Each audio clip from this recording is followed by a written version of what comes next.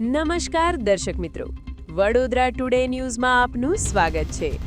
વડોદરા શહેર police commissioner Narasimha કુમારના માર્ગદર્શન હેઠળ વર્ષ 2025માં પ્રોહિબિશન પ્રવૃત્તિઓ સામે સખત કાર્યવાહી કરવામાં આવી છે.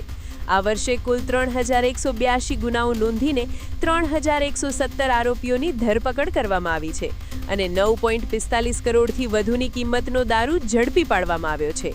આ ઉપરાંત 190 વાહનો અને 193 મોબાઈલ ફોન સહિત કુલ 6.21 કરોડનો મુદ્દામાલ પણ જપ્ત કરાયો છે. પોલીસ દ્વારા 822 ઇસમો સામે અટકાયતી પગલાં લેવાયા છે અને 131 બુટલેગરોને પાસા હેઠળ જેલ હવાલે કરવામાં આવ્યા છે. નોંધનીય છે કે કુખ્યાત અલ્પુ સિંધી ગેંગના 8 સાગરીતો સામે ગુજસી ટોક હેઠળ કડક કાર્યવાહી કરાઈ છે.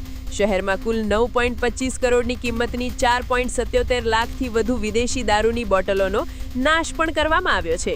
વડોદરા પોલીસ આવી ગેરકાયદેસર પ્રવૃત્તિઓ ડામવા માટે ભવિષ્યમાં પણ કટિબદ્ધ છે. આવા જ તમામ લેટેસ્ટ અપડેટ માટે જોતા રહો વડોદરા ટુડે ન્યૂઝ.